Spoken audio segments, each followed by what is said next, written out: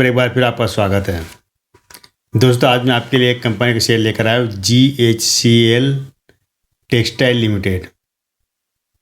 आपको इस नाम की दो कंपनी मिलेगी। एक कंपनी है GHCL लिमिटेड और दूसरी कंपनी ये है जो GHCL टेक्सटाइल। इसका पूरा नाम है, मतलब मूल जो कंपनी GHCL लिमिटेड उसका नाम है गुजरात हेवी केमिकल्स लिमिटेड।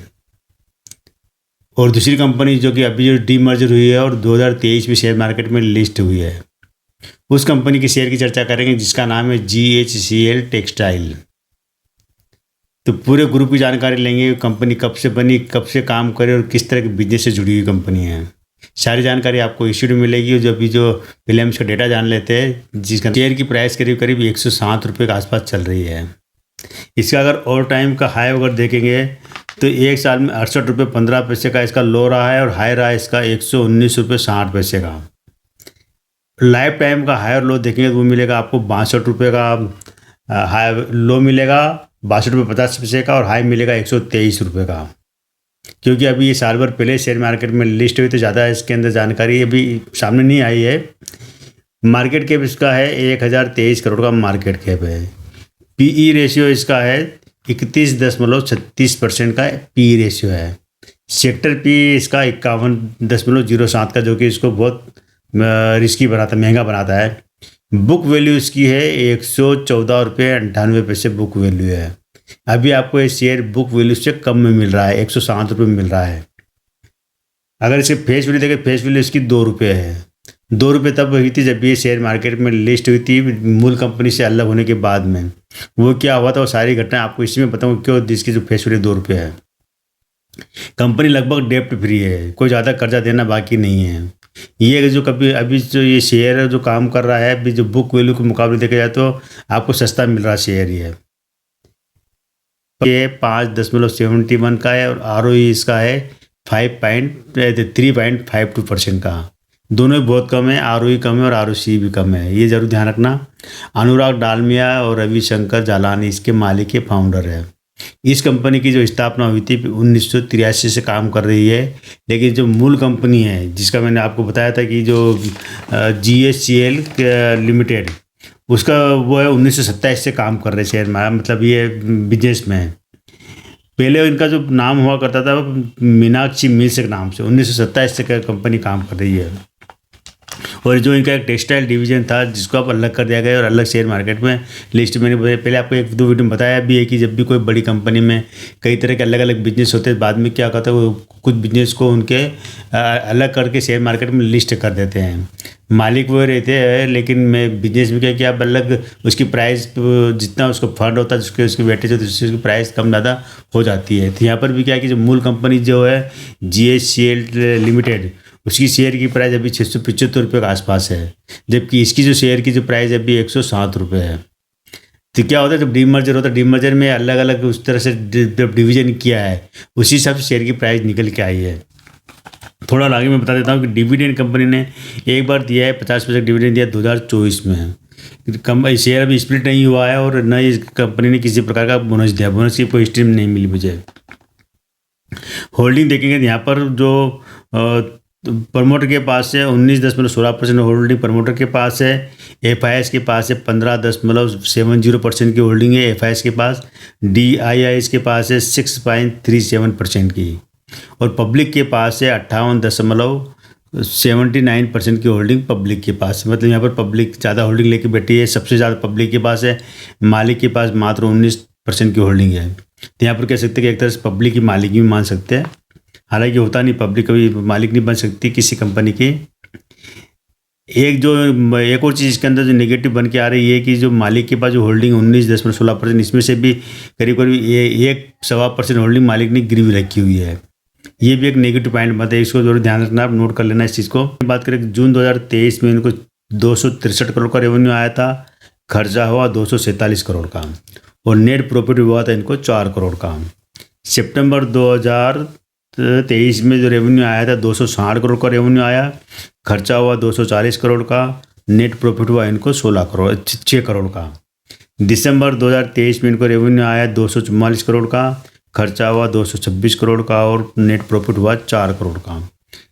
मार्च 2024 में 286 करोड़ का रेवेन्यू आया और 258 करोड़ का इनको खर्चा हो गया और 10 करोड़ का इनका नेट प्रॉफिट हुआ है। जून 2024 में इनको 260 करोड़ का रेवेन्यू आया, 288 करोड़ का रेवेन्यू आया और जो खर्चा हुआ 260 करोड़ का, नेट प्रॉफिट हुआ इनको 12 करोड़ का। ये जरूर ध्यान रखना है इसके अंदर। अगर हम सालाना आप देखते हैं तो 2021, 22, 23, 24, यहाँ पर आपको 21, 22, 23 में कुछ नज़र नहीं आएगा। 24 में जरूर इनका जो 23, 24 के अंदर जो इनका बिजनेस हुआ था 1054 करोड़ का रेवेन्यू आया था, खर्चा हुआ था 970 करोड़ का और 35 करोड़ का इनको नेट प्रॉफिट हुआ है। कि जो ये मार्च 2023 से लेकर मार्च 2024 तक का है डेटा। TTM जो इनका 12 मंथ का रहा है 1079 करोड़ का रेवेन्यू आया और 983 करोड़ का इनका खर्चा और 45 करोड़ का नेट प्रॉफिट हुआ। मतलब कह सकते कि क्या होता है कि जब भी ये पहले तो कंसोलिडेटेड हुआ करता था सारे दोनों कंपनी मिलकर, लेकिन अब क्या होता है कि जो अलग होगी कंपनी तो अलग तरह से इसकी जानकारी मिलती है। शेयर पूंजी ग्रुप में इनके पास 19 करोड़ रुपये है, रिजर्व इनके पास 1367 करोड़ का रिजर्व है, उधार मात्र 72 करोड़ देना है, यानी कि डेप्ट फ्री कंपनी आती है, उसकी श्रेणी में आती है। अन्य देनदारियाँ 175 करोड़ की है। टोटल अगर बात करेंगे तो यहाँ पर 1633 करोड़ का बैठता है, जिसमें मालिक का पैसा लगा है। अचल संपत्ति इनके पास अच्छी है, 1065 करोड़ की अचल संपत्ति है। टोटल हम देखते थे इस मुकाबले कंपनी के पास देनदारी बिल्कुल नहीं है, न के बराबर है। जो कर्जा वर्जा कंपनी कभी भी चुका सकती है, यहाँ पर कोई दिक्कत नहीं है कर्जा चुकाने में। ये बात एक पॉजिटिव बनाती है इस कंपनी का, जरूर ध्यान रखना इसमें। अब हम जानते हैं कि ये जो पूरा जो मामला क्या, पूरी इसकी हम कहानी जानते हैं इस कंपनी की। तो पहले जो हुआ करती थी, जो 1927 में एक कंपनी हुआ करती थी जिसका नाम था मीनाक्षी मिल्स, जो कि केमिकल और कॉटन वगैरह इनके बिजनेस से जुड़ी हुई है। मतलब कॉटन का काम था, केमिकल का यार्न वगैरह सारे काम करते थे। तो बाद में क्या इसी कंपनी का नाम बदल कर इन्होंने कर दिया गुजरात हेवी केमिकल्स लिमिटेड। इसी नाम से कंपनी चलने लगी और बिजनेस सारे उसी में समेट हुए थे, यानी कि केमिकल का बिजनेस था, टेक्सटाइल का बिजनेस था, यार्न का बिजनेस था और तमाम तरह जो भी ये काम करते वो था बिजनेस था, जो कपड़े सिलने से जुड़ा हुआ और केमिकल से जुड़ा हुआ। फिर क्या हुआ कि जो अभी 2019 में इन्होंने एक प्रस्ताव लाया था कि क्यों ना हम तो केमिकल बिजनेस और टेक्सटाइल बिजनेस को अलग अलग कर दे, शेयर मार्केट में अलग अलग लिस्ट कर दे। कि जब कंपनी बड़ा बिजनेस करने लगे तो वहाँ पर अलग करने का ही एक रास्ता बचता है। अलग करके तो इन्होंने जो कार्बनिक रसायन और कपड़ा कारोबार दोनों को अलग अलग कर दिया और ये अप्रैल 2023 में शेयर मार्केट में लिस्ट हुई थी। और वहाँ पर क्या कि एक शेयर के बदले एक शेयर मिला था, मतलब जिसके पास एक शेयर रखा था किसका, गुजरात हेवी केमिकल्स लिमिटेड, जो कि केमिकल का बिजनेस करते, उसका जिसके पास एक शेयर रखा था उसको बदले में क्या होता कि ये जो शेयर अलग से लिस्ट होता शेयर मार्केट में, उसको हर एक शेयर के बदले एक शेयर मिल गया था। तब इसकी जो प्राइस निकल के आई थी वो कि जो 2 रुपये इसकी जो फेस वैल्यू बनी थी और जो टोटल 10 रुपये थे, लेकिन फेस वैल्यू 2 रुपये निकल के आई थी। और वहाँ से क्या था 2 रुपये मूल्य का जो शेयर था, जो इसकी प्राइस थी वो एक शेयर के बदले एक शेयर ये मिल गया था। और यहाँ 30,000 मेट्रिक टन यार्न सालाना इतना मतलब इनका प्रोडक्शन है।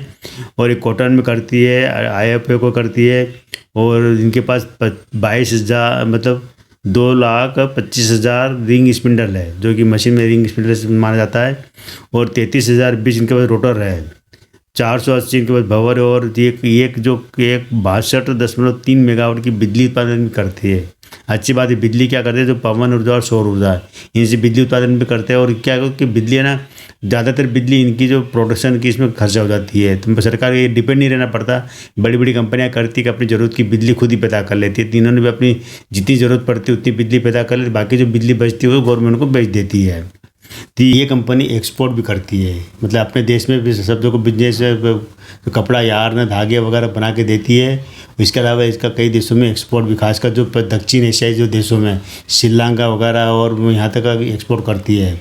इसके अलावा बांग्लादेश में एक्सपोर्ट करती है अपना ये जितना भी जो टेक्सटाइल से जुड़ा हुआ बिजनेस है।